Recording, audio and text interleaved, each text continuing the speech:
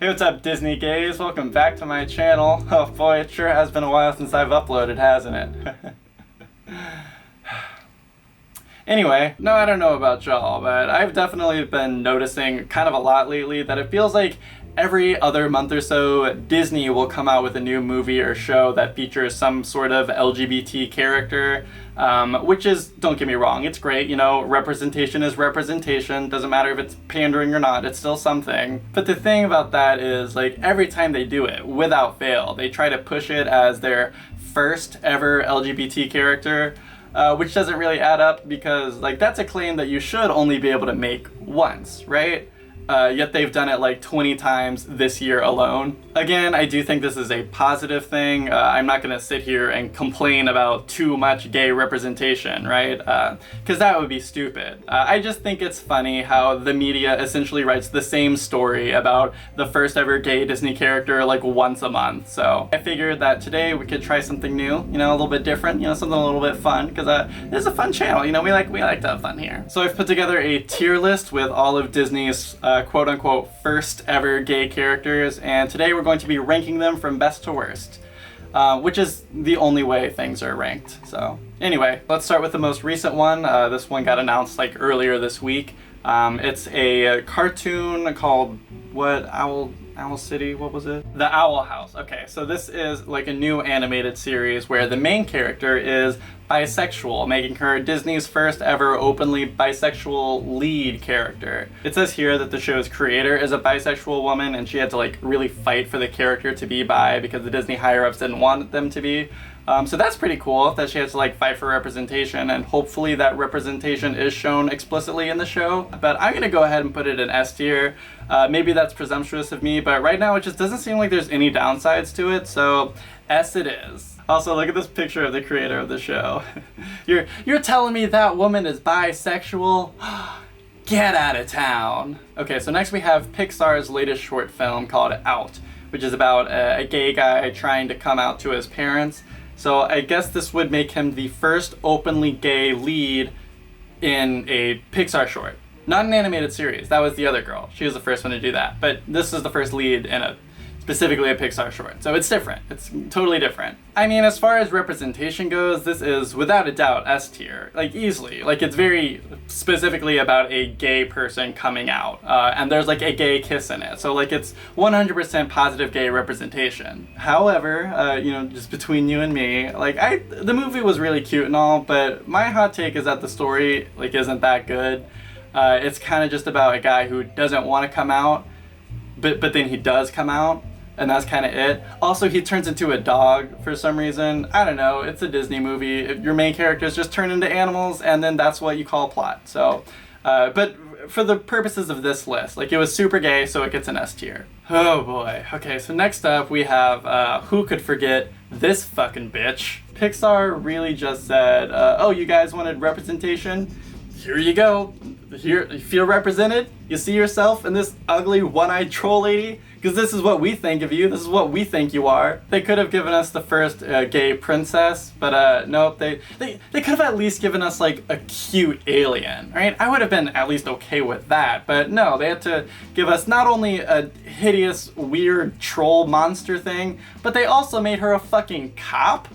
What? Gay people famously hate cops. Learn your fucking gay history, god damn. And to make this all even worse, this character, who, despite being heavily promoted during the marketing of this movie, is only in the movie for like one scene, and only has a few lines. And one of her lines is the fact that she does have a girlfriend, but when she says this, the two main characters, like, are grossed out. They're like disgusted by the fact that this female alien has a girlfriend. Like, I wouldn't really call that positive representation, Pixar. And you can tell that they know they fucked up too, because only a few months later they released the Out short film that we put in the S tier. But that's not gonna save you this time, Pixar, because this one-eyed ugly troll lady thing is easily shit tier. Sorry to do this to you, gal, but I am not interested in singing the praises of Disney's first openly gay fascist pig. Fuck 12. Speaking of 12, our next character looks like he's about 12 years old. This is the character Cyrus from the show Andy Mack. Now, Cyrus is the first openly gay character on Disney Channel. So that's how it's different. Now, I don't know much about modern day Disney Channel. I used to be a big fan of Disney Channel, but I kind of outgrew it around the time like Zack and Cody was ending. But from what I've seen, this was one of the main characters on the show, and he came out on the show. So there was like a big emotional scene where he said the words, "I'm gay." And so like it kind of doesn't really get any gayer than that as far as representation goes. So that's S tier. That's easily S tier. I'm just thinking about how when I was a kid, if I had seen like a coming out scene on the Disney Channel, that would have been a huge deal for me. Like imagine if Zack and Cody had a gay scene.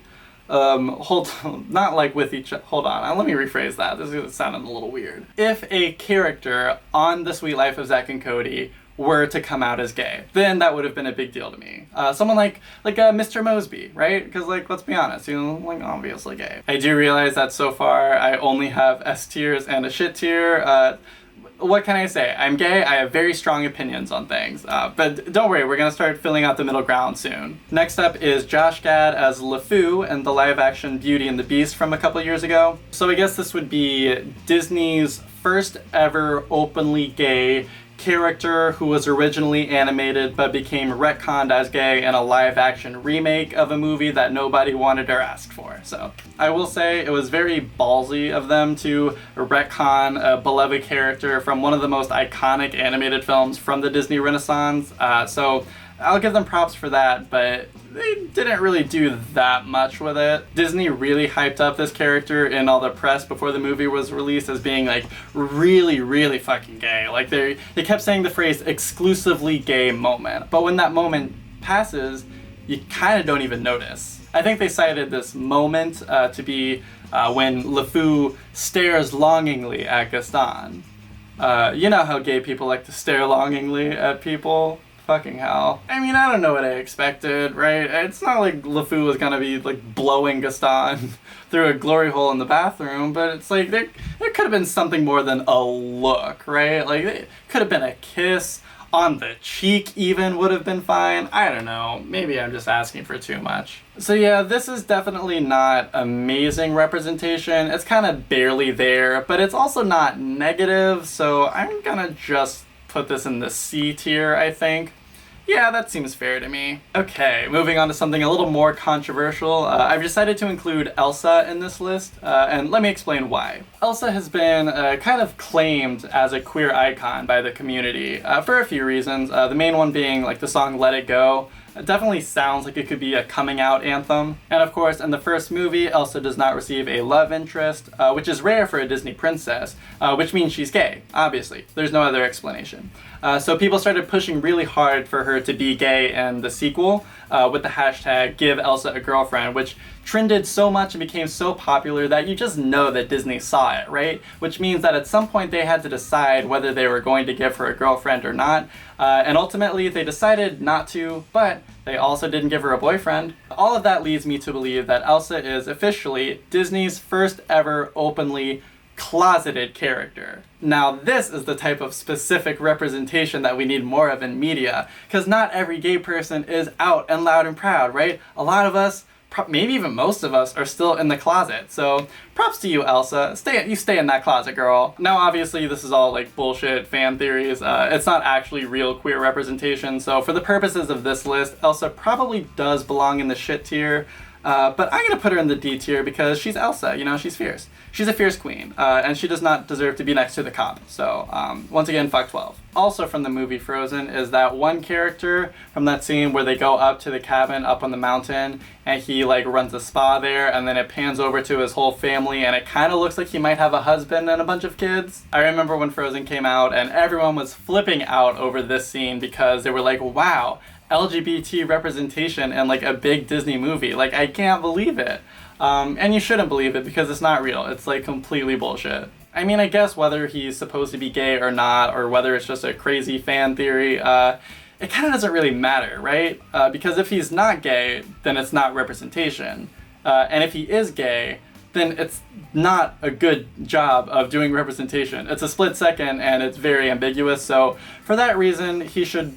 No, I'll put him in the D tier with Elsa. It doesn't deserve anything higher than the D tier, but it also doesn't piss me off. So it doesn't really belong in the shit tier, I don't think. So D it is. Up next is Mr. Muscles from the show Fish Hooks. I actually saw a TikTok of a scene from the show where Mr. Muscles confesses that he is in love with the drama teacher, who's also male, which I guess confirms that he's gay, but I don't know, I don't really see this as gay representation, more just like a one-off joke where him being gay is the punchline, and like, I don't know, that doesn't sit right with me. I don't like that, so.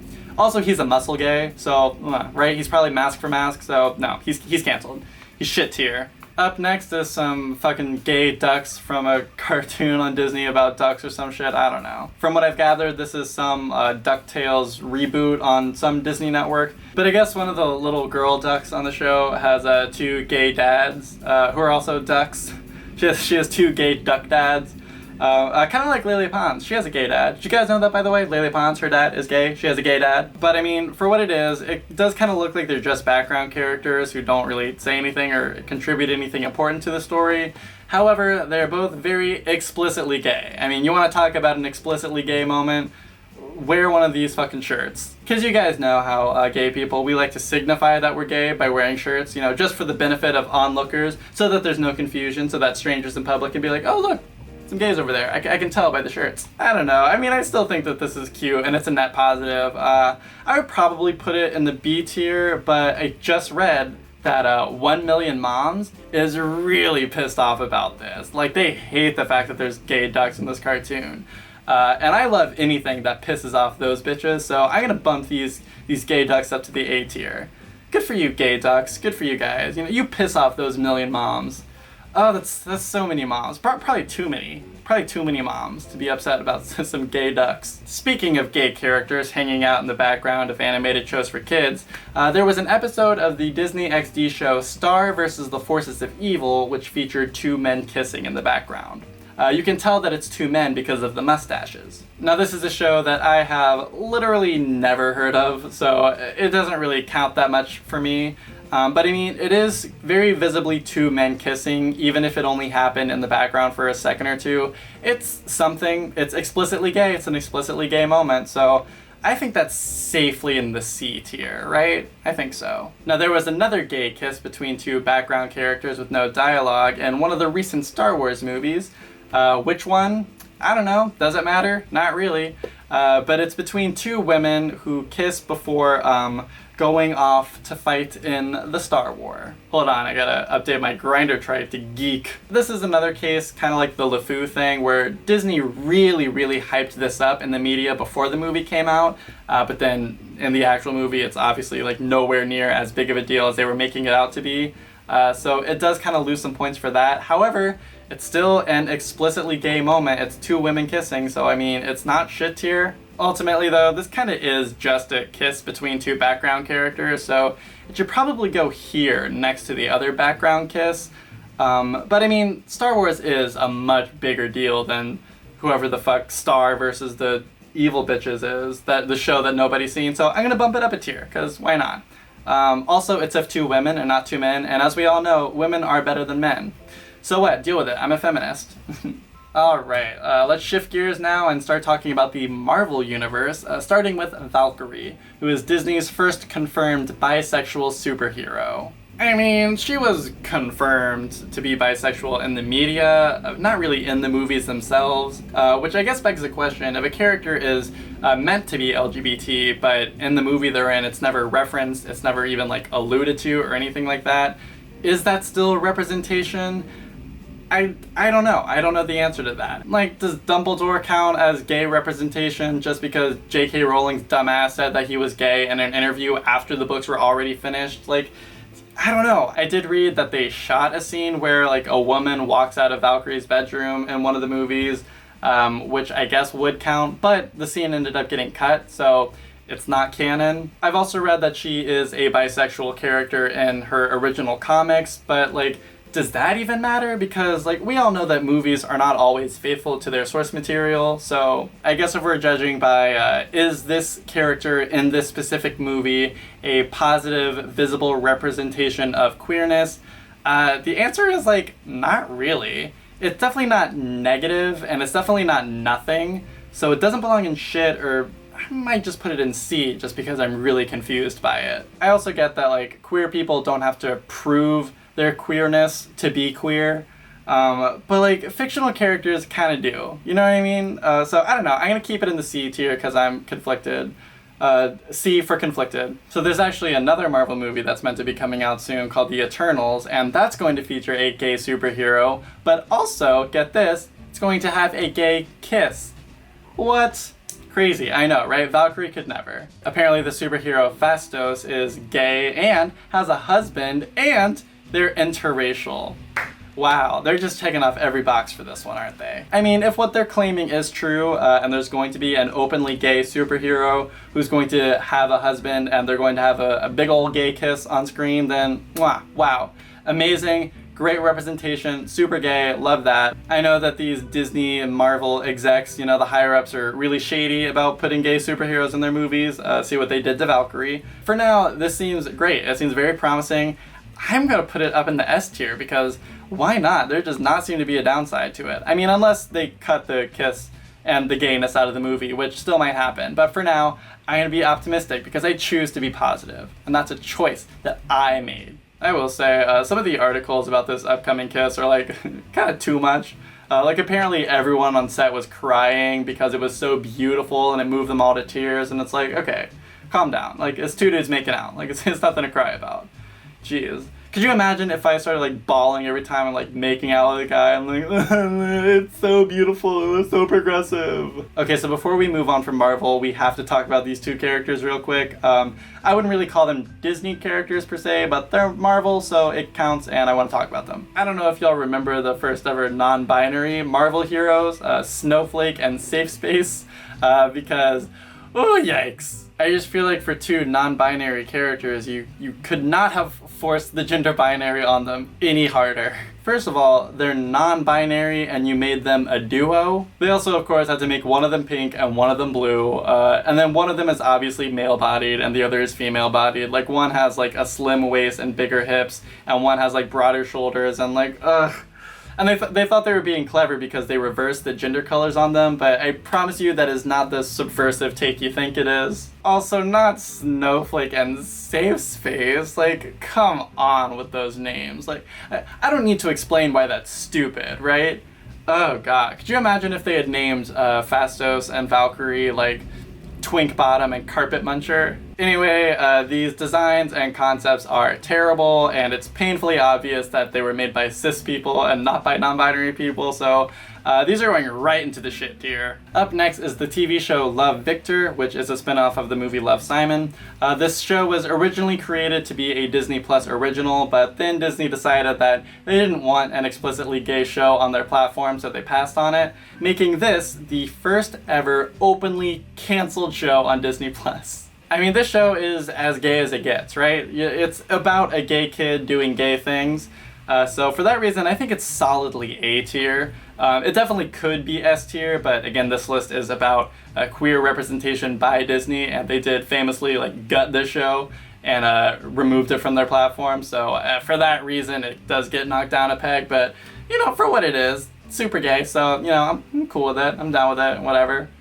I'm not gonna watch it, unless I decide to make a video on it or something. But that would be the only reason. 10 whole episodes of some whiny teenage gay? No thanks. Alright, we've finally made it to the end of this list, which means there's only one character left, and that is a character that's going to be in the upcoming Jungle Cruise movie, which I guess would make him the first openly gay character to star in a live-action adaptation of the worst ride at Disney World. I cannot believe that the Jungle Cruise is getting its own movie. Oh my god, the Jungle Cruise fucking sucks. It is the shittiest ride in Magic Kingdom, and I'm including Small World. Y'all could have made, like, a Space Mountain movie or something dope like that. Like, seriously? The Jungle Cruise?